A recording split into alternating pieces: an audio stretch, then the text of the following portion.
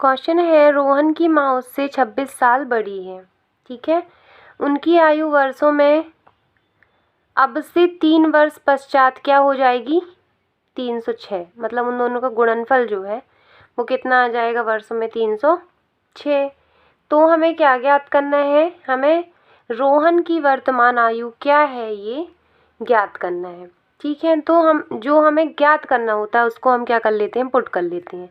तो हमें क्या ज्ञात करना है? रोहन की वर्तमान आयु ज्ञात करना है। मान लेंगे कि रोहन की वर्तमान आयु, इन क्वेश्चंस में सबसे बड़ा बेनिफिट यही होता है कि जो हमें ज्ञात करना होता है उसको हम मान लेते हैं। जैसे रोहन की वर्तमान आयु हम मान लेते हैं क्या है? x वर्ष है, x वर्ष है ना। तो प्रश्न क्या बोल रहा है? प्रश्न बोल रहा है कि उसकी माँ जो है उससे 26 साल बड़ी है।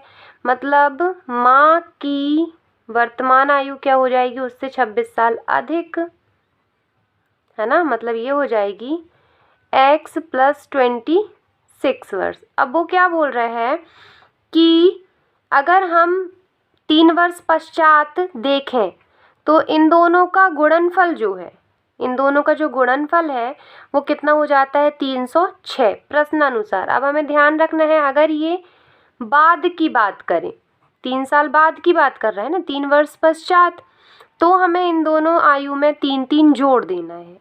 अगर यहीं इसका उल्टा वो 3 वर्ष पहले की बात करें तो इनकी आयु में हमें 3 क्या कर देना है? घटा देना है। अभी ये 3 वर्ष पश्चात बोल रहा है, मतलब इन दोनों का जब हम गुणनफल लेंगे तो उसमें 3 प्लस कर देंगे। ये हो जाएगा x + 3 और इसमें भी हम ऐड करेंगे तो ये हो जाएगा x + 26 + 3।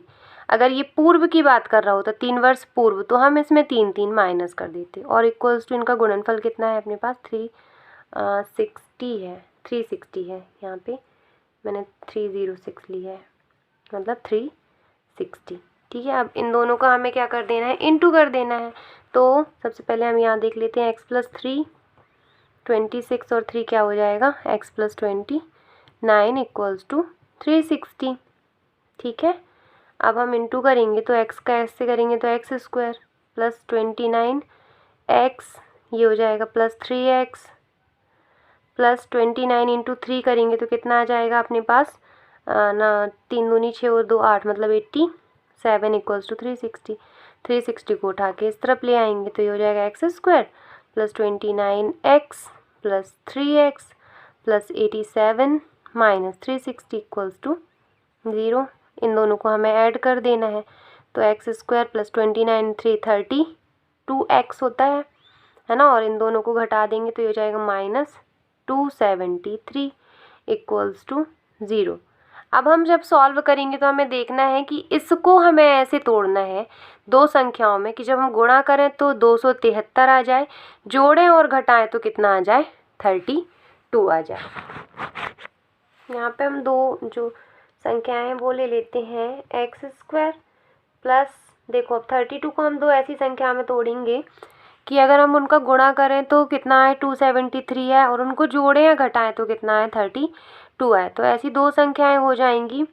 सबसे पहले हम ले लेते हैं एक 39x और माइनस 39 में से हम 7x घटाएंगे तो कितना आ जाएगा? 32x, और इन दोनों का हम इंटू करेंगे 39 × 7 तो क्या आ जाएगा अपने पास? 273, है ना। अब इन दोनों से हमें x कॉमन करना है तो ये आ जाएगा x प्लस, यहाँ पे बचा 39, और इन दोनों से हम -7 कॉमन करेंगे तो यहाँ भी आ जाएगा x + 39 = 0।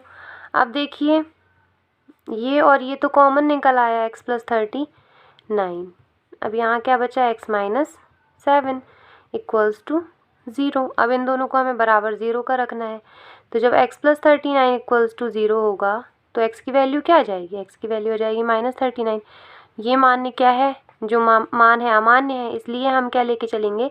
x - 7 = 0, मतलब x की वैल्यू क्या आ जाएगी? x = 7। मतलब x की वैल्यू जो 7 आई है तो रोहन की वर्तमान आयु x वर्ष है, मतलब रोहन की जो वर्तमान आयु है वो क्या है? 7 वर्ष है। ये क्या हो जाएगा अपना आंसर, ठीक है। नेक्स्ट क्वेश्चन जो हमारे पास दिया हुआ है वो है 2 क्रमागत धनात्मक पूर्णांक का गुणनफल 306 है। हमें इन पूर्णांकों को क्या करना है, ज्ञात करना है। तो ये तो बिल्कुल ईजी है। देखिए, दो क्रमागत पूर्णांक हमें लेना है। यहाँ पे हम सॉल्व स्टार्ट करते हैं, है ना। तो हम मान लेते हैं कि माना, सबसे बड़ा फंडा जिसको हमें ज्ञात करना होता है उसको हम मान लेते हैं। माना दो क्रमागत पूर्णांक पूछा है ना। तो क्रमागत पूर्णांक पहला क्या आ जाएगा, जैसे अपन एक लेते हैं तो एक हमने मान लिया x, दूसरा क्या होगा, एक के बाद 2 आता है, मतलब x+1 है। तब प्रश्नानुसार, ठीक है, तब किसके अनुसार, प्रश्नानुसार। तो भाई प्रश्न क्या बोल रहा है हमारा, प्रश्न हमारा बोल रहा है कि इन दोनों का जो गुणनफल है, मतलब x इंटू x+1 है, वो किसके बराबर है, 306 के बराबर है। मतलब इन दोनों का into x² plus x equals to 306। 306 को हमें इस तरफ लेके आना है, तो ये हो जाएगा -306 इक्वल्स टू 0।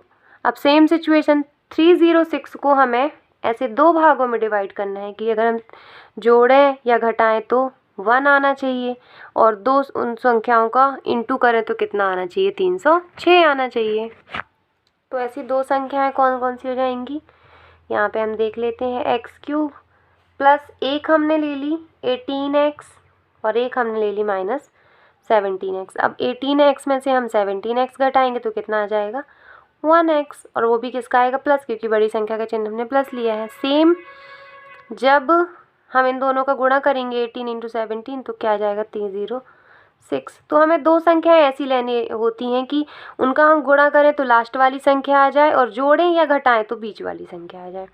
अब कुछ नहीं करना है, यहाँ पे हमें इन दोनों से x कॉमन ले लेना है ना। इन दोनों से हमने x कॉमन लिया तो क्या आ जाएगा हमारे पास, x प्लस 18, और इन दोनों से हमें -17 कॉमन लेना है, तो यहाँ भी आ जाएगा x प्लस 18 और इक्वल्स टू 0, है ना। मतलब x प्लस 18 क्या हो जाएगा, कॉमन, और हमारे पास आ जाएगा x -17 इक्वल्स टू 0। अब x प्लस 18 इक्वल्स टू हम जब 0 लेते हैं तो x की वैल्यू हमारे पास क्या आ जाती है, -18। एंड देन जब हम x -17 इक्वल्स टू 0 लेते हैं तो हमारे पास क्या जाता है, x इक्वल्स टू 17। तो x इक्वल्स टू 17 हम सही मान के चलेंगे, क्योंकि ये नेगेटिव वैल्यू प्राप्त हुई है जो अमान्य है, ठीक है। तो दो क्रमागत पूर्णांक संख्याएं, एक तो आ गई x, पहली संख्या